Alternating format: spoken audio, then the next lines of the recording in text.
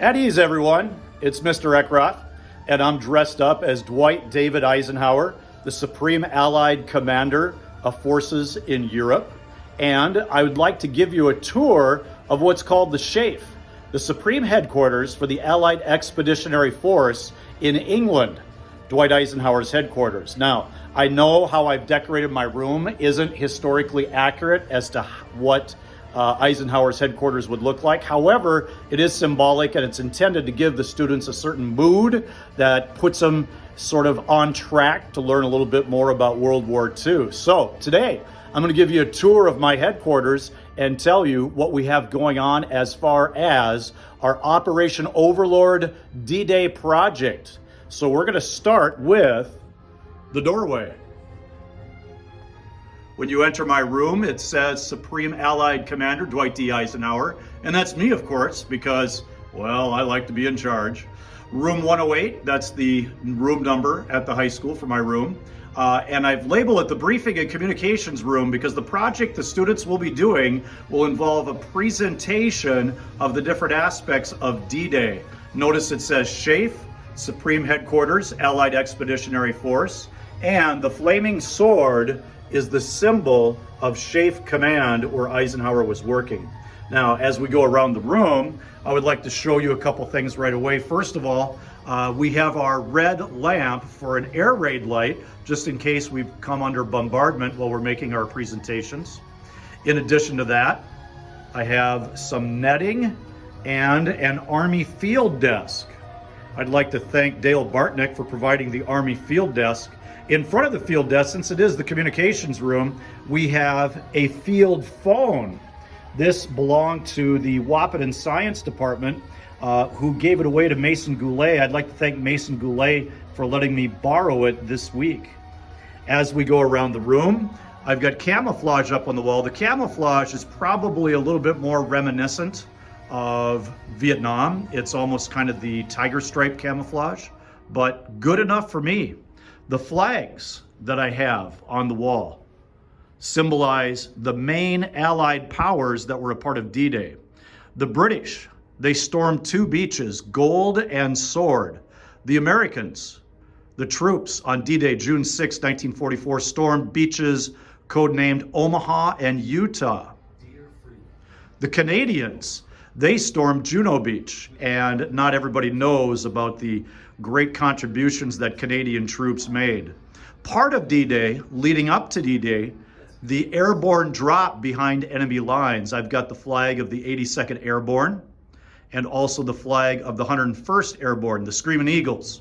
The 82nd Airborne with the two A's is called the All-Americans. So we got the All-Americans and we've got the Screaming Eagles, ladies and gentlemen. As we continue around the room, we're going to make our way over to my back office. My back office, I labeled, since it's private, the Office of Strategic Services. Authorized personnel only, no clearance, no admittance, stay out. Well, the OSS, ladies and gentlemen, was the forerunner for the modern day CIA. During World War II, this was our chief intelligence agency led by Wild Bill Donovan. Now, when the students present, they're going to get the opportunity to wear some uniforms that I've kind of cobbled together out of Army surplus. Here are two British uniforms. There'll be a spokesman speaking about Sword Beach, another about Gold Beach, and they will wear the British uniforms, complete with red berets, Army surplus shirts, and lanyards with their nation's flag. And I'd like to thank the North Dakota National Guard for the lanyards. That contribution really great. Canadian uniform, I didn't give them a beret. I couldn't afford 3 berets, I can only afford 2. But they get a Army surplus shirt and they get the lanyard. Making our way along, presenters for Utah and Omaha got some surplus green shirts. Of course, I might promote them to a couple of my prized possessions. These are 3D printed hoodies and sweatshirts. The first one, Army Airborne, you can see the American flag, you can see the Screaming Eagle patch.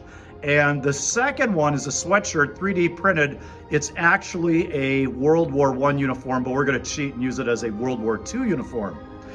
You'll notice my desk is adequately camouflaged with netting to avoid myself being captured by the Nazis. We wouldn't want that since, you know, I am the Supreme Allied Commander.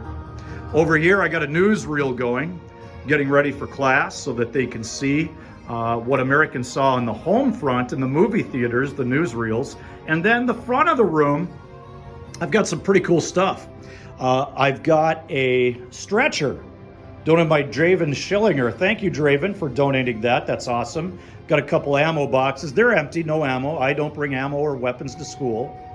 Got some cheap plastic Walmart Army helmets, and students, of course, when they present, will have to wear those. The wrapped up boxes of different supplies, they're actually empty. They are photocopier paper boxes. I just wrapped them up, decorated them. They're symbolic of the massive amount of supplies that we stored in England to prepare for Operation Overlord. Some of my favorite World War II books are up at the front. We've got Guadalcanal Diary, Short History of World War II. Bill O'Reilly's Killing the SS. We've got Stephen Ambrose, probably one of my favorite authors, and his Band of Brothers book. And then One Soldier's Story, the story of Bob Dole, who sadly just left us only a few weeks ago. Now, I've got to think if there's anybody else I need to thank. Mason Goulet for the phone, Dale Bartnick for the Army desk, Draven Schillinger for the stretcher, and then the project students will be doing, they're going to be broken into 6 groups. One of the groups will be Team Utah Beach, and that group spokesman will portray General Teddy Roosevelt Jr., the only one-star general to make it to the beach that day. Not in the correct location. Teddy announced, we'll be starting the war from right here, boys. Another group will be Team Omaha Beach. The student presenting for Omaha Beach will be playing the part of Omar Bradley, second in command to Eisenhower. Eisenhower simply referred to him as Brad. The 2 British groups, we have Team Gold Beach. Their presenter will be Bernard Law Montgomery, the top British general. And Team Sword Beach, their presenter will play the part of General Sir John Crocker, English general. And 2 more groups. We have Team Juno Beach, of course, the Canadians, and the presenter for that group will portray General Rowdy Rodney Keller from Canada. And then one of my favorite characters in history, Team Drop Zone, the airborne group, their presenter gets to be General Matthew Ridgway.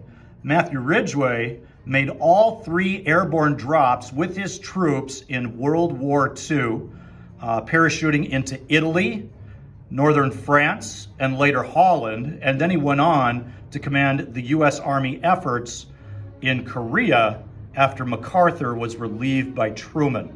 So we're looking forward to what we have going on in the upcoming week.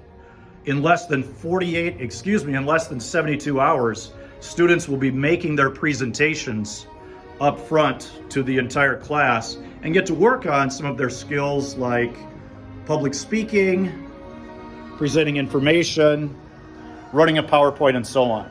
So I know this has gone on long enough, but this is General Eisenhower, Supreme Allied Commander, and company dismissed.